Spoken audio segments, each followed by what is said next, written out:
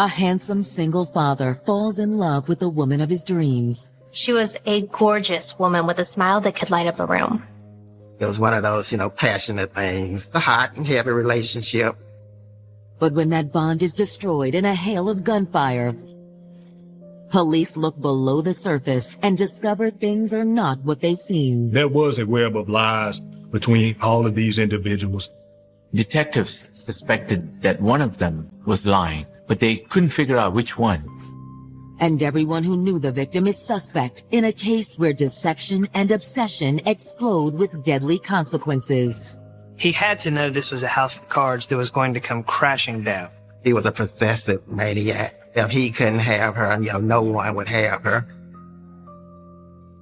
March 8th, 2010, 10 p.m. It's a crisp, quiet night in Jackson, Mississippi, when 22-year-old Justin Smith arrives at his apartment complex. As he gets out of his car, Justin sees something disturbing. Hey, man. Hey, you all right? At first, he thinks that the man is hurt. Perhaps he'd been beaten up. But when he rolls him over, he sees that the man is bleeding from the chest, and apparently he has been shot. Help! I need an ambulance. My neighbor, man, he got shot.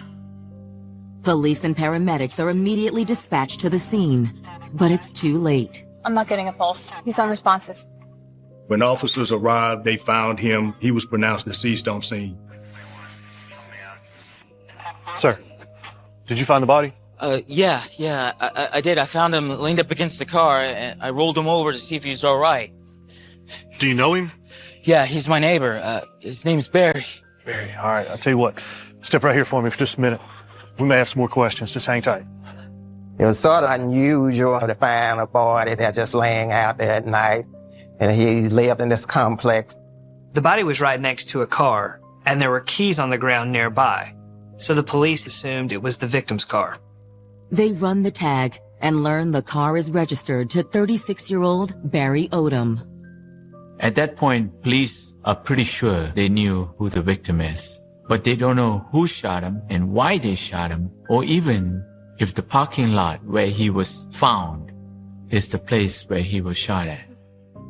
In the coming days, those very questions will echo throughout this quiet, peaceful community. And as investigators dig for answers, a shocking tale of love, deceit, and jealousy rises to the surface. I think it was a senseless killing because I don't think it had to happen. Most homicides are senseless, but this one was truly on another level. Barry Odom was born in 1973 in Jackson, Mississippi, and raised in the small rural town of Lena. His early years were a physical struggle. Barry was ill, real ill when he was young. He had what they call a hole in his heart, a ventricular septic defect, which was discovered as a baby. But as an infant, Barry was too weak for doctors to perform major surgery. They couldn't close the hole when he was a baby. So I think about 4 years old, they did the major surgery on him. Never looked back. Barry grew up the middle sibling in a tight-knit, loving family that was a focal point in the community. I was a deacon for a lot of years, so we were regularly in church. And later on, I accepted my call in ministry. He was exceptionally bright and enjoyed school, especially reading and writing. He wrote a lot. And if you ever read in his poetry, you understand the heart that he had. Barry excelled outside the classroom as well, starring in both football and basketball. Me and him always bragged about who was the best point guard in the state of Mississippi. He always said he was the best. I'm like, you might have been the best until you ran up on me. In 1992, Barry graduated with honors from Scott Central High School in Forest, Mississippi. He went straight to the military after high school, joined the Army, also became one of the National Guard men here in Mississippi. Barry thrived in the military and always went above and beyond to perform his duties. In the military, he received a commendation for marksman for his being in his unit one of the better shooters. Barry was real strong. But after 4 years serving his country, Barry was ready to move on to other ventures. His unit closed down. So then he went into the regular workforce. Barry was a smart guy. He was very compassionate. And I think that is what motivated him to get into the medical field. After obtaining a nursing certificate, Barry took a job as a nurse's assistant at St. Dominic Hospital. He was the type person that you wanted to be around because, you know, he cared about folks. Patients was always asking for him. I remember a couple of patients, when they got discharged, they later came back. They gave him something. Someone told him for appreciation, you know. He liked helping people. It could be because of his own personal experience being as sick as he was when he was young. After several years of casual dating, Barry met a woman named Michelle and fell in love. Barry had strong feelings for Michelle, and they had a daughter together. Barry and Michelle, I think that they had a good relationship when it came to the daughter for sure. But as intense as their passion was in the beginning, their flame for each other eventually began to smolder. He really wasn't ready to get married and settle down. Like a lot of relationships that don't end up in marriage, you kind of grow apart, and that's what happened with them. But Barry took to fatherhood with a passion, showering his daughter Amelia with an endless stream of affection. Was he loved his daughter. He wanted the best for her, and she was crazy about her daddy, you know. He was always talking about her. And as she got older, I could see she could spin him around her finger when she wanted to. Everybody said he was a great father. Just a great father, you know, a doting father on his daughter. Barry worked hard to make sure Amelia had everything she needed. He always strived to try to have a better life. Normally worked about 2 jobs, you know. He was a nurse. I also drove for a paper company. Barry continued to date casually, not really looking for a serious commitment. Oh, let me help you with that. Then in 2009, he met 35-year-old beauty Cheryl Gardner. Thank you. You're so sweet. I'm Barry. Nice to meet you. I'm Cheryl. Nice to meet you. She was a very pretty girl, and Barry seemed enamored by her from the very beginning. She just seemed to have a, you know, good personality, warm personality. They came from similar backgrounds. Both were from Jackson and came from good families. So you from Jackson? Mm-hmm. You? Yeah, me and my daughter. Oh, you have a daughter? Yeah. You have any pictures of her? Oh, yeah. They were both single parents. They both had daughters. Barry's daughter was 11. Cheryl's daughter was only 3. Oh, wow. Guys like a mom.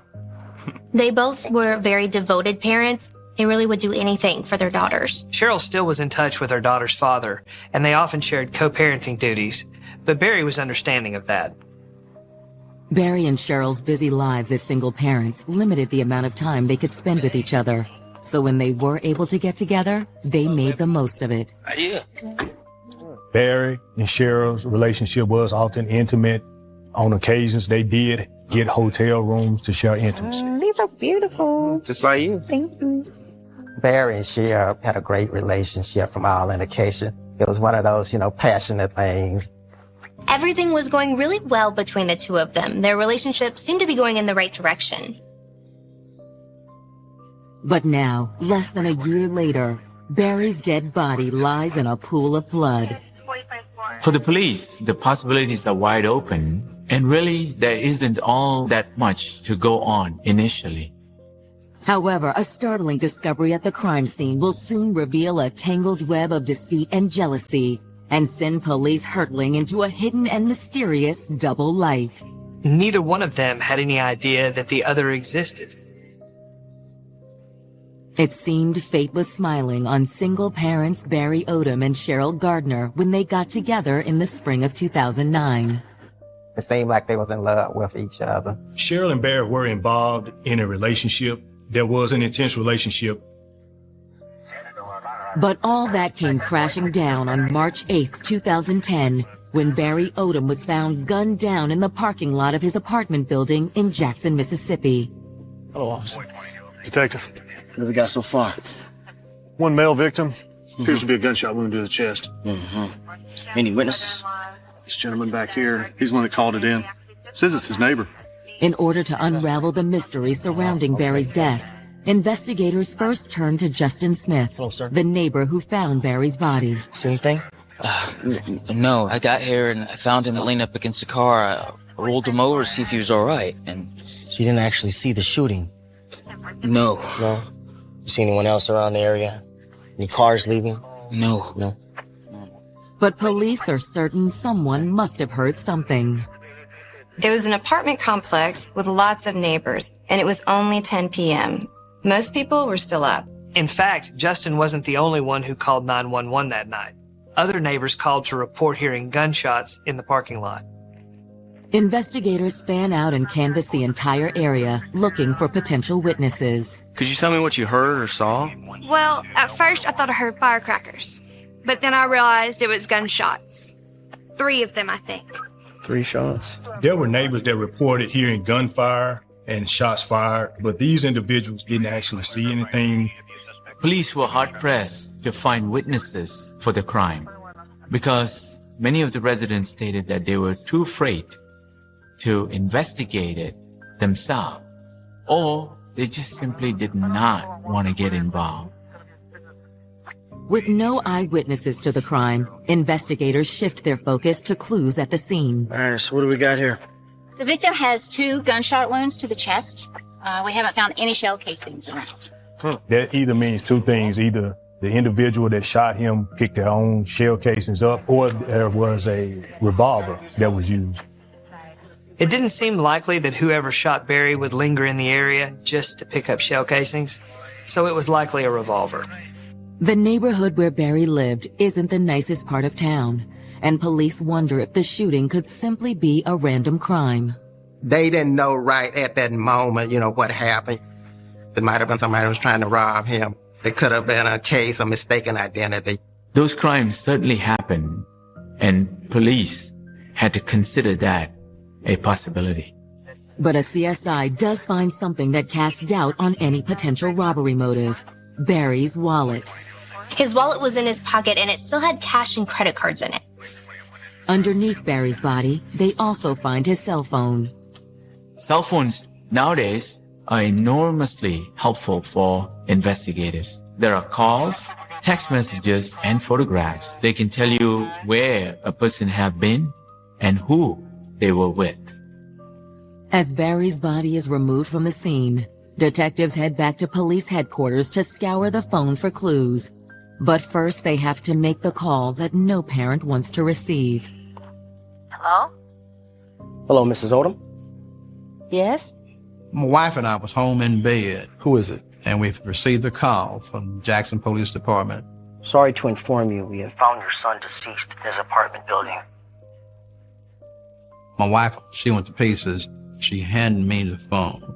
I was overpowered and I had to get my composure back together. Detectives ask Larry if he knows of anyone who might want his son dead, but he's dumbfounded by this senseless murder. No one in Barry's family can suggest a suspect to the police because, as far as they knew, Barry did not have an enemy in the world. Would the 2 of you mind coming down to the station tomorrow to answer a few questions? Yes, sure. While Barry's parents make the 50-mile drive from Lena, detectives are hoping Barry's phone will hold the key to finding the killer. The last call Barry made was when he dialed 911. Apparently, Barry dialed 911, although the police recording showed he didn't actually speak to the operator, so he must have dialed the number and died before he could tell them anything. Had he just lived a minute or 2 longer, Barry might have been able to tell police who his assailant was. The phone shows numerous calls on the day of the murder. Detectives learned that Barry had been in contact with several individuals. Look at that. Looks like the last number dialed there was Cheryl. Girlfriend? Only one way to find out. Detectives called the number, which belonged to Cheryl Gardner. She picks up immediately, and they identify themselves as being with the Jackson police. I'm calling with Barry Odom's cell phone here. He was found deceased in his apartment parking lot. What? No. Cheryl is just completely devastated when she hears the news. She sounds like she's totally shocked. Could you tell me what the relationship was with you and Mr. Odom? I'm his girlfriend. So when was the last time you talked to him? It was around 9:30. We were supposed to meet back up later at the motel, but he never showed up. Cheryl seems to be the last person who saw Barry alive, just a half hour before gunshots were reported to police. All right, I would like to talk to you in person. Could you come to the station tomorrow morning? Sure. All right. Bye-bye. Yeah, so it was his girlfriend. Here's another number. He called her earlier. Detectives notice other calls on the phone, including multiple that afternoon to a woman named Joyce Walker. Let's try her out here. Detectives call Joyce and tell her the news, and just like Cheryl, she's very upset. Could you tell me how you knew Barry Odom? Well, I'm his girlfriend. His girlfriend? When's the last time you saw Barry? This afternoon. And he was supposed to stop by later this evening. There are two women, both claiming to be Barry's girlfriend, and both of whom saw Barry the day that he died.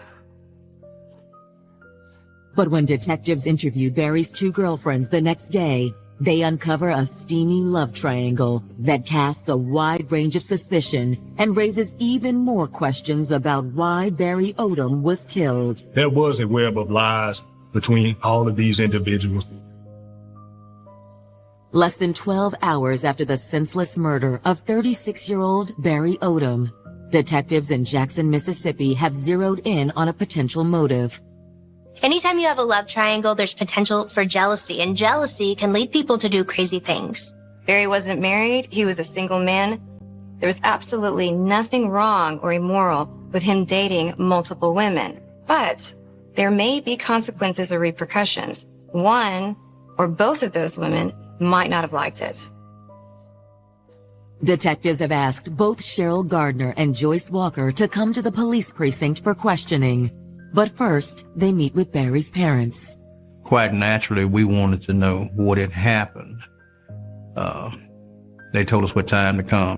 We were early, so we went over to his apartment first. That was really kind of disturbing because he was killed right there in front, and where he was bleeding was still there. That was real hard to take. The Lord kept us strong enough, and then we went over to the police station, and that's when we got what details that they told us. I want to thank you, too, for coming to the station. I'm very sorry for your loss. Thank you. At that point, detectives only have vague information. Barry had seen two women earlier in the day. Now, is there anything you can tell me about Cheryl or Joyce? No, we don't know anything about them. We really just came in to find out about our son. I knew he had a girlfriend. Didn't know his girlfriends, at the time. I just want to know, why was my son taken away from me? We're doing everything we can, and we'll keep you posted. Cheryl Gardner is the first to arrive at the precinct. When Cheryl arrived, she still appeared to be very upset. I want to thank you, Cheryl, for coming in. I know it may be hard, but we really want to find out who killed Barry. I understand. Okay. All right, so you were with him last night, correct? Yes. Detectives ask Cheryl to recount her entire day. We texted each other earlier in the morning, and then I called him to see how his day was going. They chatted for a little bit, and she told him she'd let him get back to work and would call him later in the day. When did you talk to him next? Around what time? Around 4:30 or 5 o'clock. I asked him if he still wanted to get a motel room, and he said he did. Cheryl told detectives that she booked a room at a local motel. Then she called him back, and she said that there would be a key waiting for him at the front desk. What time did you get to the hotel? Well, I had to run errands, and I had to drop off my ex. So I got there around 8. When Cheryl arrived, Barry was waiting for her in the parking lot. I got us some champagne. Okay, I see. Cheryl says they went to the room together and were intimate. She said they were alone in the motel room for about an hour and a half. And at 9:30, Barry said that he needed to go out and run an errand. Where are you going? I had a buddy of mine borrow some gloves from work. I need to get them. Tonight? Yeah, I'm gonna need them for work tomorrow. At that point, they decided to separate each other for a little while and later meet back up at the hotel. Well, why don't you come back later? We have the room the whole night. Okay. May take a while, so I can call you on my way back. Okay. All right. Cheryl says Barry left the motel around 9:30, and then she left 10 to 15 minutes after that. She left the hotel with the intention of them meeting back up there at some point later that night. So where did you go? I went home. I waited for him to call me, and he never did. Cheryl never ended up hearing from Barry. The next thing she knew, it was after midnight, and she was getting the call from detectives regarding the shooting. Cheryl seemed truthful, but the detectives were a little suspicious. She was with Barry a half hour before the shooting, and that hotel hookup thing or arrangement they had seems a little odd. Detectives decide not to force the issue, at least not yet. They know they have another woman waiting out in the hallway who knew Barry Odom intimately, and what she tells them is a game changer. So there are two women here who both think that they're the only woman in Barry's life, and at least one of them is in for a rude awakening. Nearly 24 hours after the shooting death of 36-year-old Barry Odom, detectives in Jackson, Mississippi are trying to piece together the puzzle of Barry's personal life. His cell phone provided a running record of who Barry was in touch with on the day he died. And it is through that the police were able to determine that he was seeing two different women, and he had actually seen both of them on the day he died. Barry's girlfriend, Cheryl Gardner, told police she was with him at a motel that night, claiming Barry left around 9:30 p.m., just 30 minutes before he was shot. Cheryl said that she also left the motel about 10 to 15 minutes after Barry, but she doesn't really have an airtight alibi as to where she was after that point. Could Cheryl have followed Barry back to his apartment and been the one who shot him? That question has to be running through investigators' minds at this point. Barry's phone can't answer that question. There are no calls or texts between the time he left the motel and the time he was killed. But detectives do notice that Barry was in touch with someone else that evening, Joyce Walker, a woman who claims she was also Barry's girlfriend. Barry's phone showed a call to Joyce Walker at approximately 7:30 that evening, just a half hour before he met Cheryl at the motel. Detectives obviously are curious and want to know what that phone call was all about. Joyce comes in and meets detectives, and she appears to still be very upset about Barry's death. I know this must be tough for you. Joyce tells them that she and Barry had been dating for a while and that things were starting to get serious between the two of them. Joyce tells detectives that she and Barry even had plans to move in together. Detectives were shocked to hear that because they know that Barry had been with Cheryl at a motel the night before. So now they're wondering if Joyce might be lying about the extent of the relationship, or if maybe she is misreading it. Joyce says she had contact with Barry throughout the day, beginning with a call to him at 9:30 a.m. I tried to call you last night, but it kept going to voicemail. Did you have your phone off? Barry tells her he had been out with his friend named Alvin and had drank too much and must have accidentally turned off his phone. Are you still going to come over this afternoon? Yeah, I get off about 2 o'clock. Joyce tells investigators Barry arrived at her house around 2:30 that afternoon, and that they spent close to an hour searching online for potential houses. We were looking for places to live.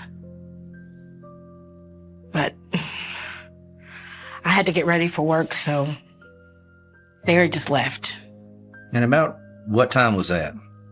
It's about 3:15. Did you hear from him again? Mm-hmm. About what time? He called at about 7:30, but I was at the store working, so I couldn't talk for a long time. Joyce says she and Barry had plans to get together later that night after she got off work. She told him that she would call him when she got off work about 11 o'clock, and if he was still up, she'd drop by. So now detectives are wondering if that's why Barry told Cheryl he had to leave the motel to run an errand. It seems that Joyce might have been his errand. Did you hear from him again? No. I tried to call him a couple of times, but he never did answer. So I just went home. There was no one who could corroborate Joyce's alibi, so she certainly had the opportunity to commit the crime. It raises a question that Joyce may have found out that Barry was indeed seeing someone else. And if jealousy could have been at play here. Joyce, did you know that Barry was seeing other women? No. I don't think so. She seemed to be genuinely surprised, so detectives don't really know who to believe. At this point, it looks like Cheryl found out about Joyce or Joyce found out about Cheryl, and one of them likely killed Barry. The problem for police is that they don't have any concrete evidence against either one of these women. Trying to obtain more clarity on Barry's relationships, detectives talk with several of his friends and co-workers. Through their questioning of several of Barry's friends, they learned that Barry often confided in a co-worker named Jeff Miller, so they decided to question him. I understand you and Barry were close. I'd say we had similar problems. Similar as into... We had women problems. Jeff said that a few months earlier, Barry had come to him and asked him what he would do if he learned that his girlfriend was seeing another man, but had promised that she had broken it off. So they weren't... Barry told them that at one time, he and his girlfriend Cheryl were at his apartment. So what did you want to do? They were just simply hanging out. When she went to leave, there was this guy just standing there and just glaring at them. What are you doing here? You know this dude? It's my daughter's father. Bryn, why would you come here? Cheryl and Barry quickly left the scene to avoid any sort of altercation. Barry came to me and he seemed to be kind of upset about it. At this time, Barry wasn't sure if Cheryl was still seeing this other guy or what the situation was. Cheryl had to have contact with him based on the fact that they did share a child together. According to Jeff, Cheryl assured Barry that her relationship with her ex was completely platonic, but Barry still had his suspicions. So they weren't romantically involved then? Not that I know of, but they seem to spend a lot of time together. This man, because they had a child together, they still were talking, he was around Cheryl. So not only was Barry dating someone besides Cheryl, she was apparently still involved with her ex-boyfriend to some degree. Investigators now believe this love quadrangle might have turned toxic, leading to Barry's death. The question is, how? A man was possessed, over a female. He didn't want to let go. Detectives in Jackson, Mississippi are beginning to suspect that the murder of Barry Odom may somehow be connected to the two women he was dating, one of whom was still in close contact with her ex-boyfriend. We've all heard of love triangles, right? And we all know that there are problems when that happens. Well, you've got a situation where we have multiple love triangles going on at one time. There's a far greater possibility of jealousy. Detectives decide to re-interview Cheryl Gardner, the woman Barry had an intimate rendezvous with less than 30 minutes before his murder. All right, so we spoke with several people Barry knew, including a woman who claims to be Barry's girlfriend. Detectives were watching her reactions very closely. They wanted to find out if she was genuinely surprised or she was just simply faking. What? No, I can't be. Cheryl is completely caught off guard by this, and detectives can tell she's genuinely surprised by the news. Yeah, and it seems as if you've been seeing someone else as well. No, that's not true. No? No. Your ex, maybe? But Cheryl assures police she wasn't seeing her ex-boyfriend, at least not voluntarily. She tells them that she was not in a romantic relationship with her ex, and that he had actually been stalking her for several months. Cheryl says her ex's name is Bryn Ellis, and that she met him in 2006. While they never married, they did have a daughter together in 2007. Bryn Ellis was 54 years old, more than 20 years older than Cheryl. And unbeknownst to Cheryl, he was living with another woman that he'd been dating for over 10 years. But knowledge of that relationship didn't stay hidden for long. In late 2008, Cheryl learned about the other woman and tried to cut ties with Ellis. They had a child. They were going to do co-parenting. But other than that, she tried over and over again to beg him that this relationship was over. But Bryn Ellis had trouble letting go. She wanted to move on. But Mr. Ellis, he felt like she was his possession, and he wanted to keep her as his possession. There was a history of Ellis stalking Cheryl. Ellis would follow her in her vehicle. He follows me to work. He follows me home. One night she drove over to Barry's house and realized Ellis was following her, so she drove back home. And when she got there, they had a huge argument. Stop following me. Don't worry about where I'm going. We're over, Bryn. We're not over till I say we're over. Cheryl tried to defuse the situation to get away from him. What are you gonna do, Bryn? It is over. Oh, what I'm gonna do? Bryn threatened to kill her, kill himself as well. He threatened to do bodily harm to Barry. Why didn't you call the police? Yeah. I mean, we have a daughter together. I thought that Bryn would give up and move on. Move on like I did. But despite Bryn's live-in girlfriend of 14 years, the stalking continued and even spread to Barry. There was an incident that occurred where Ellis allegedly followed him to a service station, and there was an eye-to-eye confrontation between the two of them. Barry was beginning to get concerned about this. Every time he looked up, this guy is standing somewhere looking. In the weeks before Barry's murder, the stalking escalated considerably. He had told me, a dude, he always said, "Oh boy." He never called his name. He would say, "Oh boy." Man, old boy came by my house again. You better stay with me. Knock your hands off me, man. The last time he came by, he told me the old boy had pulled a gun on him. Do you want some of this? Nah, man. Come on, man. You better stay away, because you can get it. All right. Both can get it. That's when I think he started to take this real seriously. I don't think he took it seriously at first. But Barry still refused to report it to police.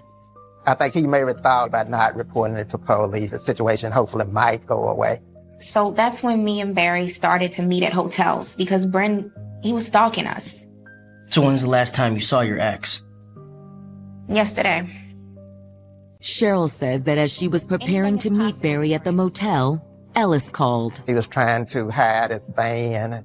His van was about to be repossessed, and he had actually asked Cheryl if he could leave his van at her house. Cheryl agreed to let him do that. So he parked the van at her place, and then she drove Ellis back home. So you think maybe he followed you when you met Barry at the motel? Anything is possible with Bryn. Suddenly, detectives have a new prime suspect, a man with motive, means, and opportunity. Bryn Ellis owned a gun. He was extremely jealous towards Cheryl, and he threatened both Cheryl and Barry before. He could have very well followed her to the motel and saw that she was with Barry and reacted with violence. It's high time for police to have a chat with Bryn Ellis. But when they bring him in for questioning on March 10th, he's not in a talkative mood. He was advised of his Miranda rights. He clearly stated to detectives that he wished not to provide a statement. Clearly, that's his constitutional right not to talk to the police. But he looks awfully suspicious because he does not want to answer any of the questions at all. Detectives believe they have a killer in their sights, but they still don't have evidence tying him to the crime. They need something that will put him there, at the apartment complex, the night that Barry was killed. Soon, a witness will come forward with a startling admission about the night of the murder. He swore he was at home, but his cell phone said something else. After taking a hard look at the two women Barry Odom was dating at the time of his death, investigators now believe Cheryl Gardner's ex-boyfriend, Bryn Ellis, is the person who shot Barry in a fit of jealous rage. Although police have Bryn in custody, they don't have enough evidence to charge him with Barry's murder. All they have so far is circumstantial evidence that Ellis had previously threatened Barry with a gun. They still need to find some physical evidence that will tie Bryn Ellis to the shooting or to the crime scene. Detectives get a warrant to search the home Ellis shared with his girlfriend, Katie Johnson. Inside, they find 3 different weapons and numerous rounds of ammunition. There was a mountain of evidence recovered when investigators searched Ellis's residence. There were weapons that were recovered. There was also a stolen SKS assault rifle that Ellis was in possession of at this particular time as well. The weapons and ammo are sent to the Mississippi State Crime Lab to be compared with the 2 spent bullets recovered from Barry Odom's body. The ballistics examiner was able to determine pretty easily that neither the shotgun nor the assault rifle were the weapon that was used to fire those bullets. They could not have been the murder weapon. But the ammunition for the 9mm is tantalizingly similar to the fatal bullets. The Smith & Wesson that he owned fit the characteristics of that gun. The projectiles that were found in Mr. Odom's body matched the type of ammunition that was recovered. However, there were no discernible markings on the projectiles that could prove they were fired from Bryn's gun. Investigators were not able to link these weapons to this particular crime. Still, investigators feel the net is closing in on Ellis. And then, a woman comes forward with a shocking revelation. Jennifer Randall was a former girlfriend of Bryn Ellis. She heard about the shooting on the news and came forward saying she had seen Bryn on the night of the murder. And what time was that? 10:15, 10:30. He came to my mother's house. Jennifer describes Ellis as extremely jittery. He had told her that he had had a bad night. And she asked, what was he talking about? And he told her that he had gotten into a confrontation with someone. He said he had gotten jumped by a dude at this apartments. He said that he shot him a couple times in self-defense in the chest. Ellis described the incident to her in great detail. He said that he was at the man's apartment. He described where they were. He said that after he shot the man, he fell to the ground. And he did not know if he was alive or dead. He simply just fled the scene. Did he give you a name of this guy? No. No name, nothing. He didn't use Barry Odom's name, but he didn't have to. It was clear to detectives, just based on the circumstances, that that's who the victim was.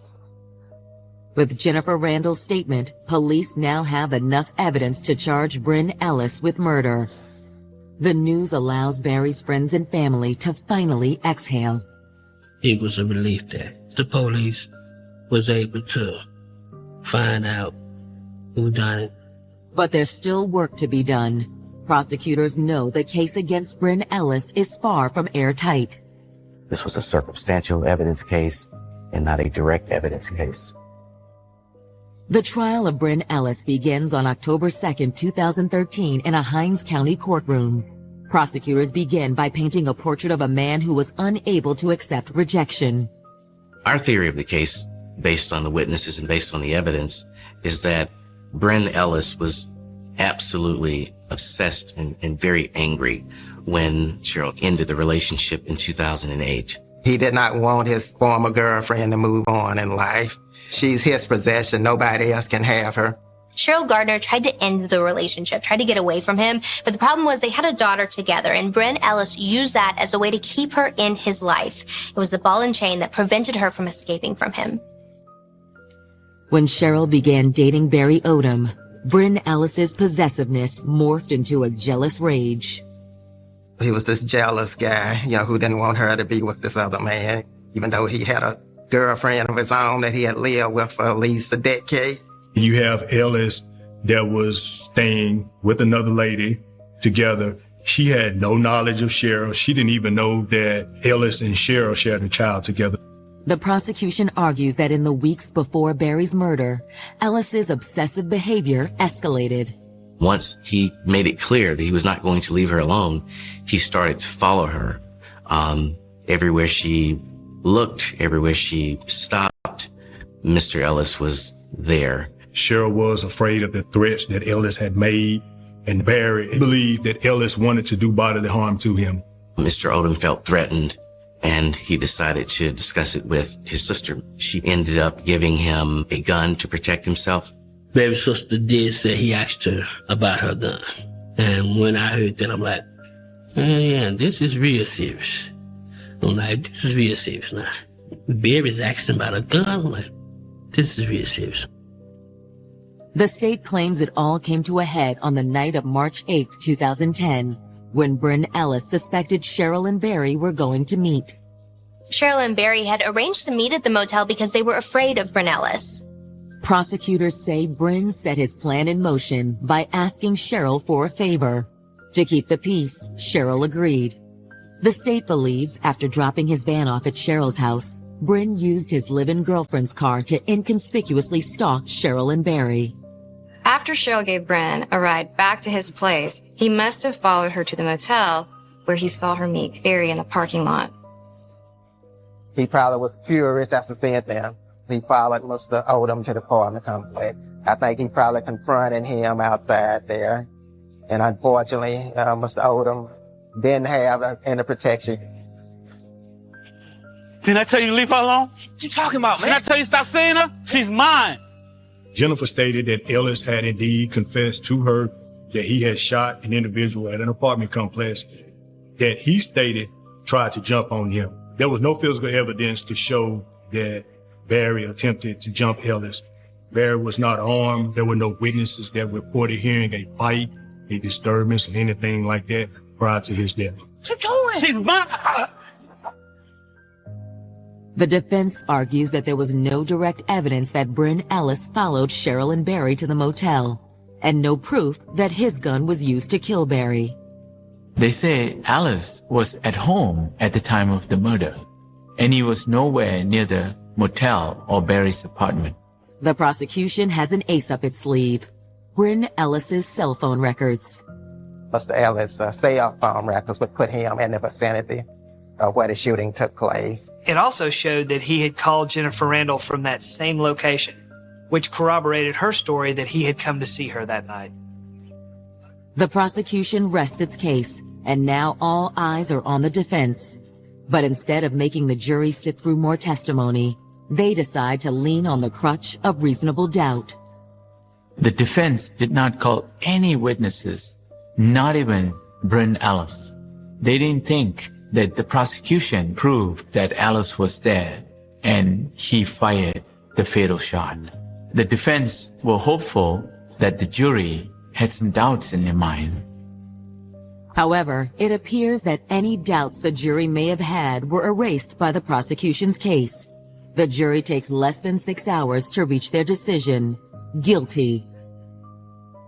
It was just overwhelming to have justice read. We have an answer. We have a conviction. It was a relief that, finally somebody is now being accountable for his death. It was finally able to put closure to it, and they was like, okay, we can finally move on. On October 4th, 2013, Judge William Gowan sentences Bryn Ellis to life in prison. I would describe Mr. Ellis as somebody who was possessive, somebody who really didn't care about others. He only cared about himself. Regardless of the horrific act Bryn has committed, Barry's father shows compassion for the man who stole his son's life. I'm a Christian, so I'm not a hating person or violent, but I'm happy that justice was served. I wish that another solution could have been found rather than him killing Barry. Barry Odom is a person who got caught in a lover's triangle. He fell in love with Cheryl. But unfortunately, Mr. Ellis took all that away.